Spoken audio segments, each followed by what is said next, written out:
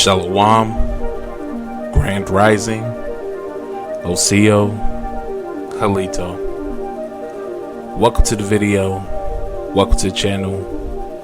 I am your brother Danyala, aka the Copper Collab Original. Before I get started, I want to give all honor, praises, and glory to the God of Israel, who is also known as the God of Abraham, Isaac, and Jacob. I also want to give recognition to the Holy Spirit, recognition to Yahushai. Many salutes, much love, much ahab to you brothers and sisters who are keeping the will of our God to the best of your abilities.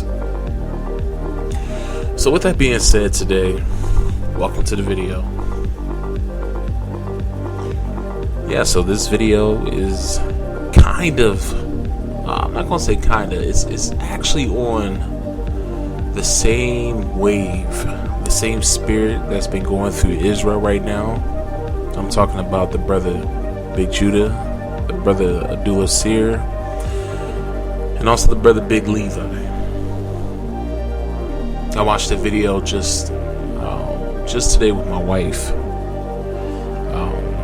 by the brother Big Judah, how he was talking about how,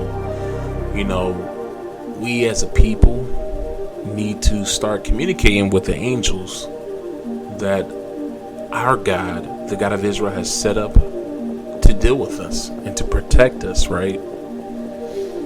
And he also made a video.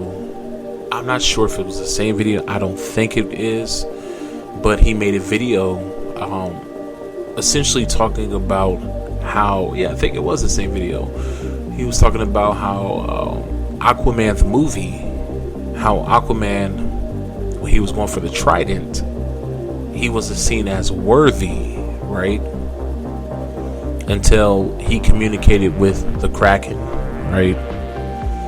And essentially how the Kraken was guarding the trident. Now, I'm not sure, but the movie I don't think the movie alluded to the Kraken being some type of deity or anything like that. But I kind of look at the Kraken as a deity. Of course, according to this society, the Kraken is a mythological creature. And me, honestly, I don't feel like the Kraken is a mythological creature, just because there's so much lore and legend to it. I mean, there's so many different types of giant water creatures and an oral story and tradition all around the world. So I don't think that the Kraken is just this fictitious creature that people back then were just too stupid to realize what was going on in their world, that they needed to make up something. You see what I'm saying? That's how this society plays our ancestors and ancient ones. They play them as being stupid, unintelligent. Yet these people built greater civilizations than what we have today. Civilizations that are still, structures that are still here even to this day. That doesn't come from stupid, unintelligent people. Hell, we can even build roads that last more than 5 years. And when we're building those roads, it takes us about 7 months just to make those roads. So how dare we sit here in our arrogance and make it seem like we are wiser, smarter, more intelligent than the ancient ones. They knew. These creatures, or better yet, deities, whatever they are, they're very real. And I know this society knows that they're real. The rulers of this society knows that these beings exist. And that's why they make movies after movies depicting these creatures.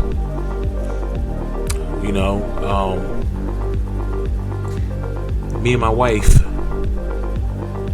a few weeks ago, we were watching this show on Netflix called Love, Death, and Robots. And they're a bunch of animated shorts. They range between 5 minutes to 30 minutes. Sometimes a little bit longer than that. I think the longest one I've seen was probably about 45 minutes. But they're considered shorts. They're not feature-length films. And a lot of them are very interesting. A lot of them seem very bizarre. But when you really look at them through a spiritual lens, you can see some of the hidden messages in these films. And me and my wife, we happened to watch this one, and I'm going to show you guys shortly. But I do, going back to what I was saying earlier, I do believe that these beings are real. You can read off through many different parts of the Bible speaking about Leviathan and Behemoth. You know what I'm saying? These are beings that are spoken about in the Bible, to where the Bible makes it seem very real. Even the book of Enoch talks about the Leviathan, this giant sea serpent that breathes fire and brimstone. Now, I did do a little studying and digging probably about like 2 years ago on Leviathan, and came up with a bunch of notes. And I've linked Leviathan and Hashatan together. They very well may be the same thing. Now, I know some of you guys who are familiar with the Book of Enoch are probably like, well, the Book of Enoch actually describes it as being a female. And the Behemoth being a male, Leviathan being a female, right? Who knows? When I was reading, I can't remember which book I was reading, but it was in one of the prophets. For some reason I want to say Isaiah, but I'm not sure. It could be Ezra. I'm not sure. But he described it as being a male. Now, does it mean that it's a male just because, one of the books of the Bible described it as being a male? No. It could very well be a female. Who knows? But my thing is, I believe that the entity is real. The deity, being, whatever you want to call it, is real. And it could very well be one of the fallen, right? I know a lot of people say they don't believe in the Book of Enoch, but I do. I was introduced to the Book of Enoch years ago, and I read through it years ago, and then I started to disassociate with it once when I really got into the Hebrew Israelite movement, because a lot of Hebrew Israelite camps and schools disapprove of the Book of Enoch. There's probably one school that I do know, there's a few of them, but one that I personally know of that actually approves of it, and they're down in Cincinnati. But when I was in this walk, in my early stages of this walk, like I said, I discovered it, and the elder that I was under at the time, or the man that I was under at the time, he disapproved of the book. So I kind of fell away from it. But recently, I've been reading the book when I've been driving. I've been listening to it in audio form. And I even watched a brother. His YouTube channel name is Donte Fortson. Some of you guys, I'm sure, are very familiar with his content. He is a brother who knows who he is. He knows that we're Israelites, but he don't like to call himself a Hebrew Israelite, I guess because of the negative, stigma around the name. And I can understand that, there's a lot of negative press around the name, especially as of recent. IUIC got into a physical tussle over the past week or so. Yeah, and it was all in the news and all this stuff. Somebody pulled a gun on one of the IUIC members. Craziness. So I can understand that. But anyways, this brother, he did a great breakdown on the Book of Enoch and the Fallen very, very, very, very good breakdown. I would highly recommend you guys to check it out and take some notes, because that he did a great job at connecting the Bible with the Book of Enoch. And again, his name is his name is Donte Fortson. Now, I, of course, like everyone, I don't agree with everything he says, but he does have some gems. He is an Israelite. To my belief, my understanding that he tries to serve our God, the God of Israel, to the best of his ability. So, I don't have any real issues with the brother at all. So, definitely check his stuff out. But, anyways, I do believe that these deities are very, very real. Because of the fallen and them breeding with human women, and then also creating abominations, all sorts of things. I truly believe that dinosaurs are crossbred lizards and birds. Because when you look in science, for years they told us that dinosaurs were giant lizards. Then, as in the past 10 to 15 years, they've been telling us that dinosaurs are actually closely related to birds, so on and so forth, and I remember years ago, they actually tried to breed a chicken into a dinosaur. They actually tried to make a chicken into a dinosaur, right? And I know some people are like, well, breeding a chicken, or breeding birds and lizards isn't going to make it dinosaur, because a dinosaur is much larger. Well, think about it like this: if you are a believer that the Book of Enoch is real, or even the Bible, because the Bible mentions these angels, these sons of God, right? And like I said, check out Donte Fortson, because he breaks that down real good. How Israelites like to say the sons of God were righteous men. Well, he dismisses, he actually debunks that logic that is talking about men, but in reality it's actually talking about these fallen angels. So anyways, when these watchers came down and bred with women, they created giants. So just imagine if these giants manipulated the genetics, imagine if these watchers manipulated the genetics of these animals and mixed them together and create giants. I'm thinking if angels and men mixed, created giants, why couldn't they mix animals together to create, dinosaurs, these giant lizard bird things? You know what I'm saying? So anyways, I do believe that these beings, creatures, I don't think that all these giant creatures were, how can I say? I don't think they were all like things that were created by the fallen. But I do believe that the fallen, I'm not going to jump ahead of myself. So anyways, we're going to go over here to the Book of Enoch so you can see what I'm talking about, right? So right here, this is chapter 6 in the Book of Enoch, okay?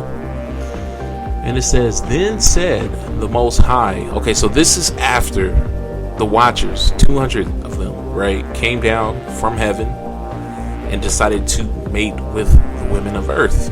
And after they did this, the giants, the women gave birth to giants, and the giants started to kill and slaughter mankind because mankind can no longer contain them. So they started to eat men, they started to slaughter men, and also the Watchers started to do all types of abominations in the world. They started to teach them all types of wickedness, right? And that's where we pick up right here. Now the leader, one of the leaders of the Watchers, his name was Raziel, and that's who we're about to read about right now. So yeah, before we go here, well, no, I'm about to read it. It says, Then said the Most High, the Holy and Great One, spake, and sent Uriel to the son of Lamech, and said unto him, Go to Noah, and tell him, in my name hide thyself, and reveal to him the end is approaching, that the whole earth will be destroyed, and a deluge is about to come upon the whole earth, and will destroy all that is on it. And now instruct him that he may escape, and his seed may be preserved for all the generations of the world. And again, the Lord said to Raziel, Bind Azazel hand and foot, and cast him into the darkness, and make an opening in the desert. Okay, make an opening in the desert, which is Dudael or Dudael, and cast him therein, and place upon him rough and jagged rocks, and cover him with darkness, and let him abide there forever, and cover his face that he may not see light. And on the day of great judgment, cast him into the fire. Now this is after. This is the day of great judgment. We're not there yet, right?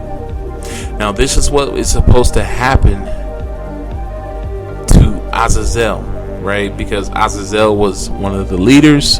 I think he was the leader, like the top leader of all the Watchers, who decided to, I believe he even decided to like make an oath, swear oath, and to put it on himself. And I believe that's why he got, I think that's why he got punished in the fashion that he did. So anyways, I wanted to show you this. I wanted to read this to you so that I can show you this little snippet over here. Now check this out. Check this out. Like I said, this is from Love, Death, Robots. This is from the 3rd season, okay? And this is the name of the episode right here. It's called The Vaulted Halls. Check it out. Now this is, I'm going to give you a spoiler alert. Spoiler alert. If you want to check this out yourself and come back later, and tell me what you thought of it, do that right now. Pause this video, watch it. Like I said, I think the video is only like 10 to 15 minutes long. It's not a long video at all. But check it out, because I'm about to spoil what's going on. And honestly, I would rather you have your own thoughts and your own opinions about it before I give you my thoughts and opinions, before I taint your opinions with my thoughts and what I saw, right? So anyways, we're about to get started after I fill you in on this. So again, spoiler alerts. I'm gonna count down. You have 3 seconds to pause and go and watch it. So 3, 2, 1. Okay. So this episode, very, very interesting. And shout out to my wife. Shout out to my wife, Angie. Shout out to you. Love you. She's the one who inspired this video, by the way. She told me that I should make a video on this just because of my opinions on the flick. So yeah, when I was first watching this, just like all the episodes, I wasn't really watching this with a spiritual eye, but it caught my spiritual eye, right? Now, this movie, or this little short, takes place in Afghanistan. Now, honestly, I don't care for the location, because if you watch my videos, you know that I believe that Israel and all of those ancient lands like Babylon, Assyria, Egypt are over here in the Americas and not over there in the so-called Middle East, right? So I don't really care about the location. I just really want you guys to pay attention to the details of locations if you watched it, right? Or the details I'm going to give you. Hopefully I can give you all the details, the important details, right? So, anyways, the movie takes place over in Afghanistan, and there are several soldiers who are trying to track down some terrorist insurgents, right? Why? Because they kidnapped and took a hostage, right? So they're chasing him through the desert, right?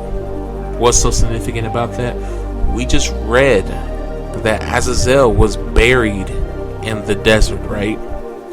So they're chasing these insurgents. Like I said, several soldiers, probably about 6 soldiers. They're chasing these insurgents. I think there was like 4 insurgents. So they chase them without gunfire. The insurgents run into a cave out in the middle of the desert. So the soldiers, they follow them into the cave. They're like, oh wow, oh, there's a corpse over there. And they see a freshly killed corpse, a corpse that has no flesh on it. I mean, like, it's like straight up bones. And they looked at the dog tags of the corpse and seen that it was the person that they were actually trying to save, the hostage. And they're like, what the hell just happened? What's going on? So then they go over to, they go like down a little ways and they see 2 more corpses, and they're like, oh my god, these are the insurgents. So still at that moment, it didn't dawn on them to leave. I mean, hell, if it was an Israelite, we would have been up out of them. You know what I'm saying? But like, you know, Esau, it just doesn't kick in for them to leave. So they decide to go investigate a little bit further. So as they're walking in the cave, the female, who I would say is probably the protagonist or the main character of the story, she touches, you know, the side of the cave wall. She noticed that there's like ooze, right? So after she noticed the ooze, I believe, I can't remember exactly, but I think maybe like something falls off the top of the cave, and it looks like a spider. So I don't think it looked like a spider at first, but the guy picked it up, one of the soldiers picked it up, and it was like a spider-like creature, and it flipped over, and it had a bunch of little teeth. I mean, it looked like a damn alien creature, right? Alien spider. So dude freaks out and he drops it, and I think he steps on it. So after he steps on it, the whole ceiling or the top of the cave lights up with all those little spider creatures. So they start freaking out. The spiders, they start shooting at the spiders. The spider things pour off the cave wall and jump onto one of the guys, like devouring him in seconds. So they're running in the wrong direction, by the way. Just like movies, running in the wrong direction. Instead of running out of the cave, they run deeper into the cave. So they're running and shooting at these little spiders that are probably no bigger than a golf ball. You're like, why are you wasting so much ammo on these little things? You should just straight up run and in the right direction. They didn't do that. So anyways, they're shooting. People are dying. You know, spiders are eating people. And then after that, the people are being killed. They make it into this giant hall. It's like a bigger part of the cave. I mean, shit. From where they were standing all the way up to the top of the cave was probably about, I want to say, probably 1,000 feet, right? Just looking straight up. But mind you, downwards is like a bottomless pit. You can't see what's down there, right? Because one of the guys got eaten by a spider. Well, actually, I'm jumping ahead of myself. So anyways, in the center of this place is like this big ass, like, it looks like a temple with light. And you see these big old giant, like, it's connected. It looks like it's connected by these giant chains, right? And the soldiers, you know, they ran from the cave into this place. And when they came through this place, it's like a giant, like, arch or big old doorway, right? Or archway. I mean, the archway was probably about like 40, 50 feet tall, right? And when you look towards the building, right? You know what? I'm gonna see if I can find pictures to show you guys, because of course I don't want to play the whole video because I probably get flagged for that. So give me a second. Let me see if I can do something real quick. Okay, so I'm back, guys. Sorry about that. I should have had that put together. I'm gonna have to pause later on again to get something else. But anyway, so yeah, this is what I want to show you guys. So this is what I'm talking about. This is actually from the movie, right? So as you can see, like I said, giant chains coming out. Let me try to lower this. Giant chains coming out.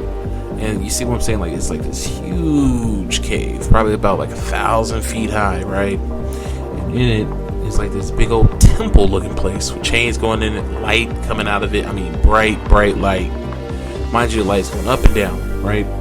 So this is where these soldiers go, right? It's 3 of them at this point, or maybe there's 4 of them at this point. I'm not sure. I think there's 4 of them. No, 3 walks out, and then a 4th person walks out, right? And this person is like eating up. They're eating up real bad, and like his guts fall out, and he falls over the edge, and he falls down to the abyss. They make it seem like it's like a bottomless pit, right? So I thought that was kind of interesting. And then also this picture right here. This is this big old giant thing I'm talking about. And there goes a big old archway. They walked through an archway like this before they came down to this section. Now at this point, what they're looking at right here are the insurgents, because 2 of them got killed and 2 of them made it. So the one soldier, the leader of the group, he decides he wants to just shoot and kill them. He's a jerk. Typical Esau, right? Just a jerk, evil guy, just want to kill people for the hell of it. Because their mission should have been aborted right after they found their hostage dead. But no, he decides to push them into the cave and to chase and pursue these people. So anyways, when they get into the cave, okay, so remember, there were small spider-like creatures that were, killing them. So when they get to this point, right? They get to this point, and this little ledge right here is not a deep drop. It's actually stairs, right? But it's not stairs for humans, because if you watched it, these people climb down these stairs. These stairs are probably about like 6 feet tall, like a step. I'm talking about an individual step is probably like 6 to 8 feet tall. It's very high. They have to scale down these stairs. So the reason why I mentioned the archway and the stairs is because this place looked like it was made for giants. And you see these statues. These statues they're huge. They're freaking huge. They're probably about, I want to say like 50 feet tall. They're huge statues. So I feel like this is symbolic for something, And honestly, I feel like places like this exist. And I'm going to get into that a little bit more in a second. So anyways, once when they make it to this point, right, and their boy comes out with his guts spilling out, he falls over the side, out comes bigger spider creatures, right? And these spider creatures, they start, like, they're rolling around. They're not like crawling around, they're rolling around like Sonic the Hedgehog. And they don't even eat people, they just stab the hell out of people, right?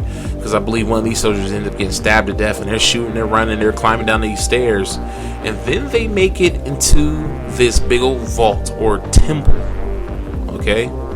And that's what I'm going to show you guys right here in this footage. Now, this is where it picks up at, right here.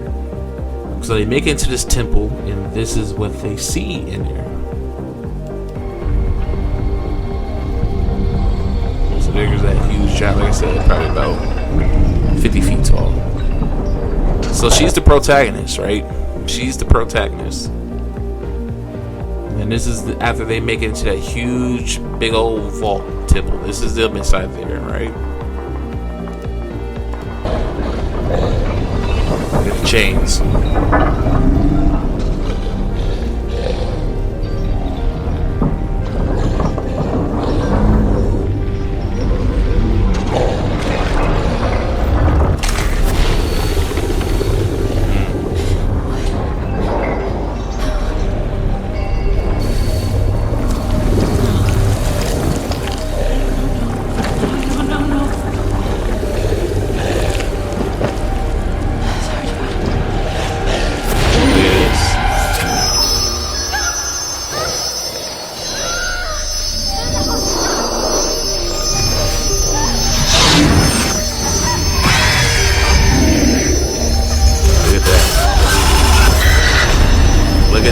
Are y'all seeing what I'm seeing? See those wings back there? You see what's on it? You see this? Look at the wings. Now y'all probably can't understand it, but he's saying, "Release me."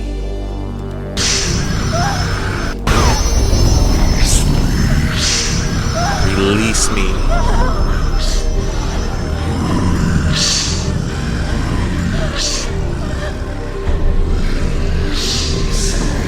See, he's possessing that guy to release him. Stop! Stop!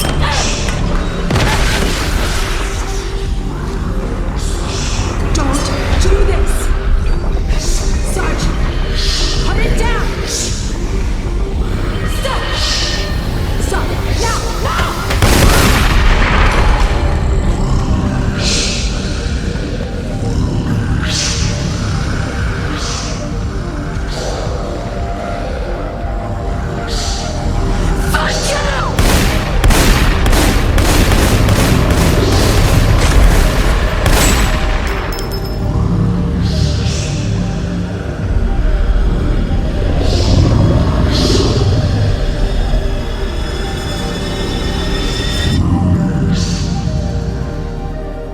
Ooh, creepy.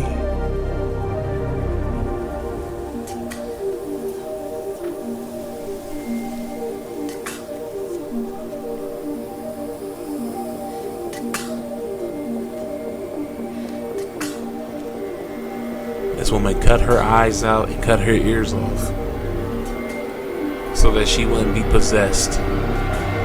Creepy, right? Creepy. Now, this is very, very important. The reason why I say that is because if you notice the chains, these chains seem like they have, like they have seals on it. Or as my wife says, sigils. Like, they look like they have seals on it, right? Even the columns have seals on them. Let's look at the columns. Pause this. Mute it. You see, even the columns have seals on them to lock him in there. And that's why I read to you guys, right here in the book of Enoch. Right here, let me see. So it's right here. It says, and bind him. Okay, bind Raziel hand and foot and cast him into darkness, right? And make an opening in the desert, which is Dudael, and cast him therein, right? These people were in the desert. You seen her walking at the end out of the desert. That was the same desert that she went into, that they chased the insurgents into, right? And place him upon the rough and jagged rocks and cover him with darkness, right? And let him abide there forever and cover his face that he may not see light. Is that not what we just seen right here? Look at this. They know what they were doing. They know this is real. They know this is real. Just look at the depiction of this thing. Look at that. People burning. It looks like hell. Look at that. Look at that. Look at that. Look at that. Look, you see the wings on his back? See, these people, they know that this is real. They know that these things are real. They know that these entities are real. Now, I know some people are like, well, Raziel is an angel. Yeah, I know Raziel is an angel. I know Raziel, according to the book of Enoch, was an angel. And I understand that most people have this perception that angels look like humans, but I am not under that same impression. If you read scripture, angels come in some very freaky ways, man. They naturally look scary to most people. If you read it, when you read in scripture, a lot of times angels change themselves into the form of men. When you read about the angels that came and visited Lot, they changed themselves into the form of men. Okay. Now, also, when you read in Revelations and when you read in the book of Ezekiel, angels don't look like humans. Not all angels. Now, sure, there may be some angels that look like humans, but not all angels look like humans. We know that cherubim or cherubs are a type of angel, yet they do not look human. I'm sure if we seen them in real life, we would be freaked out looking at them, right? Now, I'm gonna have to pause again so I can pull up scripture to show you guys why this is significant. This creature, let me go back to it, right? I want y'all to get a good look at this creature. Yeah, that's a good still right there. Okay, so let me pause this real quick so I can pull up script for you real quick. So I'm back again. So yeah, over here in Ezekiel, okay? Ezekiel chapter 1, verse 5, okay? So this is Ezekiel's description. You can find another description in the book of Revelation, but I decided not to pull that up. I just wanted to pull this one up. But it says, verse 5, it says, also out of the mist there came out the likeness of 4 living creatures, and this was their appearance. They had the likeness of a man, and every one had 4 faces, and every one had 4 wings, and their feet were straight feet, and the sole of their feet was like the sole of a calf's foot, and they sprinkled or sparkled like the color of burnished brass, and they had their hands, and they had the hands of a man under their wings on their 4 sides. and they 4 had their faces and their wings. Their wings were joined one to another. They turned not. When they went every one straight forward. That's kind of creepy. As for the likeness of their face, they 4 had the face of man and the face of a lion. On the right side, they 4 had the face of an ox, and on the left side, they 4 also had the face of an eagle. Thus were their faces, and their wings were stretched upwards. 2 wings for everyone two wings of everyone were joined one to another, and 2 covered their bodies, right? So this is just one of the descriptions of these creatures, right? I mean, of these beings. That's creepy, right? Creepy. See, we think angels are these little guys who, look completely human. But if you read this, and also the description of angels in Revelations, these angels that he's describing right here are not human-like, because you have different types of angels. Check out Donte Fortson. He did a good breakdown of that. I believe it may be in his Enoch video, but he broke down how there's different angels. You have the seraphim, you have the cherubim, you have the malak, you have all types of angels, right?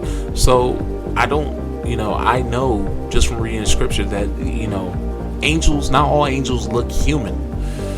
There's many times where our forefathers saw angels appear and they freaked out, fell on their face like as if they were dead. They were that scared, right? I mean, sure, you get freaked out if you see a man in your room, but you're not going to freak out that hard to where you're going to freeze up and almost die, right? And like I said many times before, you read that these angels change themselves into men.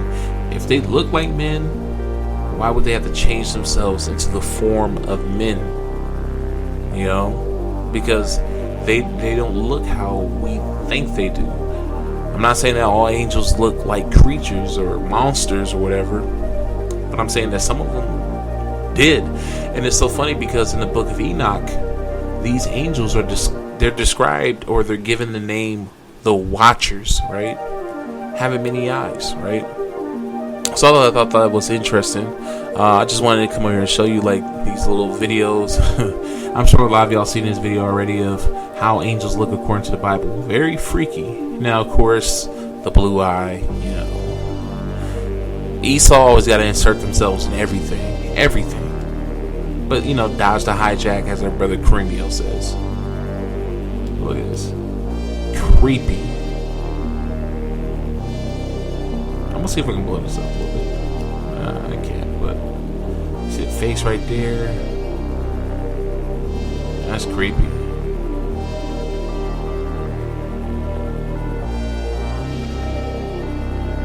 Now, of course, this is someone's depiction, but, you know, it's somewhat accurate, you know, with the eyes and all that stuff. But that made me think about this creature. I mean, look at all the eyes he has. He has more eyes than this. Like, his whole face lights up and it's a bunch of eyes, right? But look at the arms, the many arms, and the face. Because the one that we just read, the creature had arms even on his side. Like, he had arms in the front and on his side. You know, he had 4 wings also. You know, so who knows? Maybe the watchers, those type of angels, who knows what they look like, right? But we know, according to the book of Enoch, they changed themselves to look like men, right? So that they can lay down with these women. But look at this, though. This is definitely alluding. Whoever made this, they are definitely alluding to, you know, the fallen. You know, it's funny because, like I said, like with the Kraken was locked in Tartarus, right, with the Titans. You know, I always alluded, well, I'm not going to say always, but in recent times, I've come to the conclusion that the Titans, because I know that, you know, so-called mythology, whether it's Greek, Norse, Egyptian, what have you, that these so-called mythology, you know, from these cultures, that they're actually real. They have more truth in them than they do lie. And you know, modern society, they're always going to teach us that these are fairy tales, but I don't believe that these are fairy tales. I don't believe that these deities are fairy tales. See, that's how the devil, that's how Hashatan gets you. He makes you think that everything that's true is a lie. You know, and a lot of us, we have to break out of that spell that they place on us. You know, because these are the same people who are telling us that, you know, don't do magic. Magic is evil. When magic is really just miracles, you know, spiritual power. These same people who tell us not to do that, who tell us that, you know, these Greek gods are fake, you know, not to do this, not to read that. These same people are the very same ones who are telling us that we are not the children of Zion, that we are not the children of God.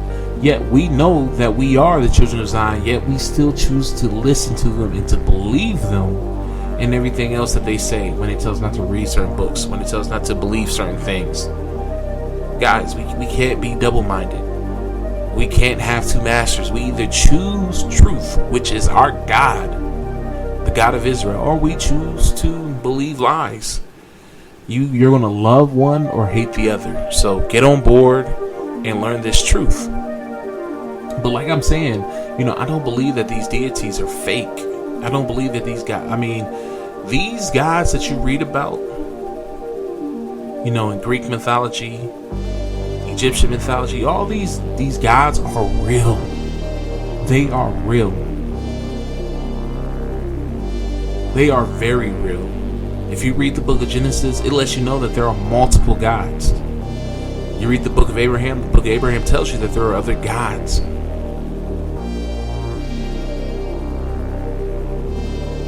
These books tell you that there are other gods. Okay?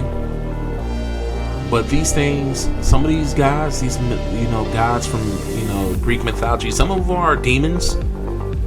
Some of them are angels. Some of them are gods of different levels. But we must remember that our God, according to Scripture, according to the Bible, our God is the chief God, okay? He is the chief God. No other God None of these little gods from any mythology trumps our God. But these deities are very real. So what I'm saying is that the Kraken, the Titans, those, in my opinion, are the fallen. These guys became gods, and their children became gods. The mighty men of renown.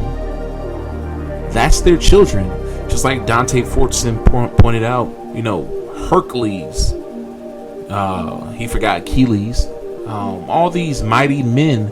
These guys were rumored and lured to be giants. If you really look at the lore of Hercules, this guy was rumored to be a giant. So, I mean, these deities are very, very, very real. Very real. I mean, look at Goliath. Him and his brother were known for being great warriors. But like I said, check out Donte Fortson. He goes deep into it. He goes very deep into it. Salute to him. But yeah, these creatures are very real. And these people who rule the society, they know. These people in Hollywood, they're clicked in. They know. I mean, this is creepy. But, Tartarus, I do believe that's a real place. Hades, I believe that's a real place. It says that Leviathan is in the bottomless pit. The bottomless pit that's in the sea. That is literally how Tartarus is described. A bottomless pit that's in the sea. That is where Leviathan is. So I believe that, the God of Israel, he sent his angels out to lock these angels up. I don't think it was just only Raziel that got locked up. I believe it was a bunch of other deities too. And I'm thinking that Hashatan may have very well been one of these angels that left, during the time of Raziel. Who knows? Maybe he left before. I'm not sure. Because he very well could have been the serpent in the garden. Because when it refers to Leviathan, it actually calls him that old serpent. Okay? So, yeah, you guys, y'all should really dig into Leviathan. Y'all will probably come to the same conclusion as me that Leviathan is Hashatan. Right? But Hashatan probably, if he fell, much sooner than Azazel. Maybe Azazel took his lead. Who knows? Or maybe they have their own separate mission. I don't know. But yeah, these people know, right? I mean, look at this. Now, I wanted y'all to pay attention to. Look at how his eyes light up. It's kind of like the little ones that we just seen with those eyes. Now, I want y'all to pay attention. I keep missing that right there. What's significant about that? I'll show you guys. I'll show you what's significant about that. Come over here. Oh, not that one. Oh yeah, I did want to show you this real quick. Well, I'm not going to show it to you. You guys can check out yourself. But it just shows the different type of angels, how they're depicted in the Bible, right? You have your cherubim. You have your malachium. Your seraphim. Your ophanium. All that stuff. But let me see, where did I want to? Okay, so yeah, I wanted to come right here and show you guys this. Look at this. 666. That is the Hebrew for 666. Now look at the face of that thing right there. Tell me that's not the same thing, or at least symbolizing the same thing, because his face lights up with that, and that's how he's controlling them. He controls her mind. Look at that. Showing the ring of fire. And then that right there. I mean, come on. Look at that. 666. So, there's a lot of symbolism in this movie. And you guys very well, I can't even speak right now. You very well may find more things than I did in this, but I thought it was very interesting because when I watched this, I was like, oh my God, this is what's described in the book of Enoch. Like I was saying before, I was rudely interrupted by my computer. I'm just gonna upload this as part 2. I don't feel like going through editing. But yeah, so like I said, you guys very well, can't even speak. You guys very may well find more things in here than I did, and if you do, let me know. But I thought this was very, very interesting.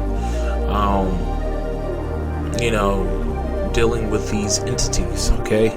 And like I said, on the same spirit as our brother Big Judah, this just came on me, to make this video, because of course my wife, she told me to make the video. But just dealing with angels and stuff like that, I mean, it's amazing that everybody is on that same wave. Now I'm gonna pull something up for you guys real quick. Let me see if I can find it.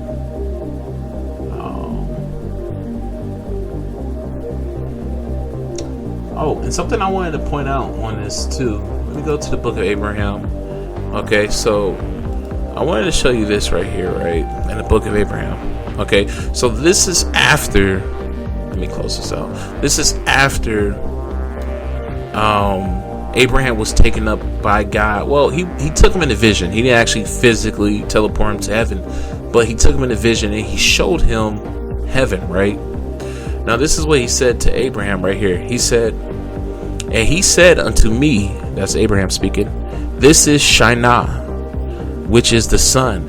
And he said unto me, Kokab, which is star. He said unto me, Olea, which is the moon. And he said unto me, Kokabim, which signifies stars, or all the great lights which are in the firmament of heaven, right? Okay, so jump down. He says, if two things exist, there is one above the other. There shall be greater things above them. Therefore, Kolab, right, is the greatest of all the Kokobim, right? So Kokobim signifies stars. Now, what I thought was interesting about that is how stars, if you read in the book of Enoch, stars are punished, right? Okay, so he said that Kolab is the greatest of all the Kokobim that thou hast seen, because it is nearest unto me. Now, there's this star that's near unto the God of Israel. Now, when you read the book of Enoch, it kind of, I'm not gonna say kind of, it denotes that, it gives you an understanding that these stars have a spirit, right? That they may even be cognizant, have like a conscience and stuff like that, because the stars can go out of orbit and they can be punished for that, So I thought that was very interesting. But also over here, let me see if I can find it. Let me go back. And sorry, that was not chapter 6. I think that was actually chapter 10. I'm not sure.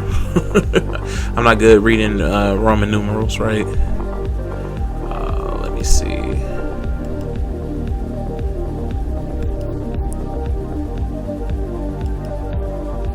Okay, so I went back. Okay, so I think it's right. Okay, that's Simjaza. Okay, I'm trying to find. Okay, so right here. Okay, it says. This is okay.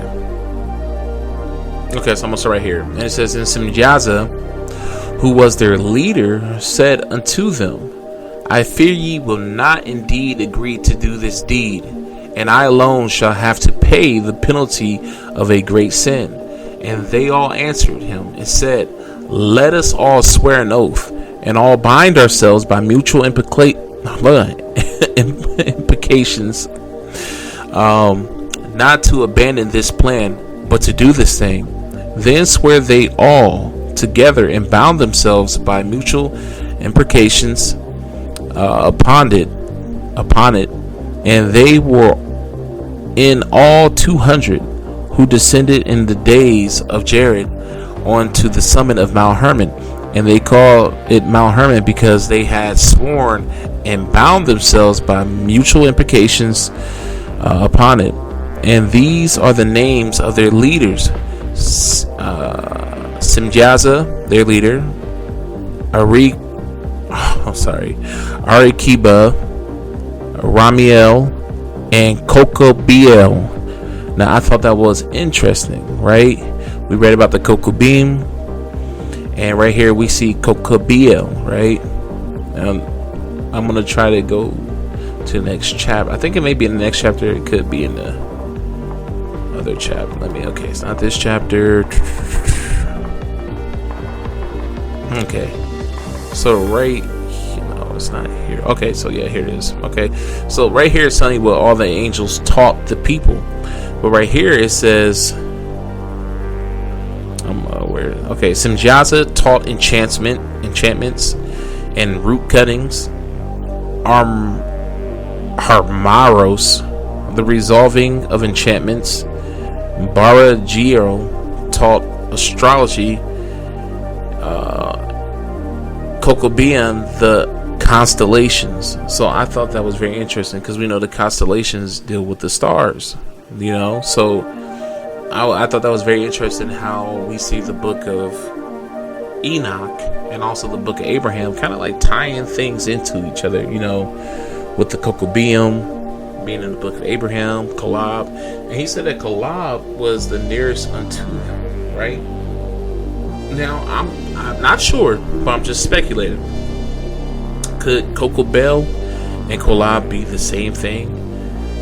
Because we see that Kolob deals with the constellations, and when I go back over here to Kokobium or Kolob, right? It says right here, and the Lord said unto me, these are the governing ones, and the name of the great one is Kolob, because it is nearest unto me. For I am the Lord thy God. I have set this one to govern all those which belong in the same order as that upon which thou standest. Right? So it seems like he's talking about the constellations, right? He put Kolob ahead of the other stars, the constellations. And as we see back over here, Kolob taught the constellations. So maybe, I keep calling him Kolob, but Kokobiel taught the constellations. So maybe Kokobiel and Kolob could very well be the same thing, because he taught the constellations, and we see that Kolob was essentially in charge of the stars, the constellations, right? So just something to think about, something I'm pondering on. It could be that I'm right, it could be that I'm wrong. You know what I'm saying? If anybody has more information, I would definitely appreciate it if you shared it with me. But yeah, I thought that was a little interesting. There was something else I wanted to show you guys real quick. I kind of got a little rattled just because the damn video just abruptly ended. But anyways, what was it? I may have to pause real quick to find it real quick. Sorry, I didn't want to waste you guys' time by, going through my little tabs and searching. But anyways, like I was saying,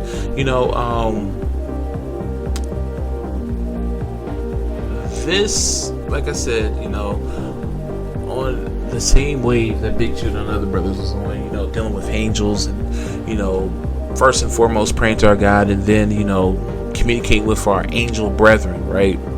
Well, I thought this was very interesting because I found this book, okay? And this book is called the Book of the Great Raziel, right? And Raziel is one of the angels that fell. And it's very interesting because I'm going to read you the prologue to this book. This is a book that you can actually purchase on Amazon, right? You can actually purchase this on Amazon. This is what the book is called right here, okay? Okay. So yeah, let me try to find my way back to that book. Okay, no, it's not this one. It's not this one. Here we go. Okay, so anyways, right here. Okay, so this is the book of the Great Raziel, right? So here's a prologue, right? And I think that people will find this very interesting. So it says, the angel Raziel delivered this book to Adam after 130 years of his repentance, which I think it says, which the book contains Kabbalah, by which they can cause angels according to his mouth in his day to perform miracles and cast out evil spirits, which occasionally enter into men. And it also contains the knowledge of conversing concerning the sun, the moon, the stars. Okay, and to cause to be sick and to heal again. And it speaks of many other powers of the vegetable world, precious stones, fish, fowls, wild beasts, also to be enabled. Sorry, my vision is going. To foretell by the means of the stars and explain the rod of Moses wherewith he performs wonders. So yeah, very, very, very interesting book. I have yet to really dig into this book, but it seems very interesting, guys. It's just amazing that, Big Judah, Big Levi, and the brother Adullah Seer was literally talking about these same things. And there's books out here explaining it. These lost books out here. That's why I'm all for it, man. Like, people say stay in the Bible only. No, I can't do that. Can't do it. Because my God didn't tell me just to read the Bible. The Bible didn't exist when they were writing these books, guys. But yeah, I thought that this was very interesting. I hope that you guys found this video interesting. Sorry that it cut in the middle and I was too lazy to splice the video together, or put the video together.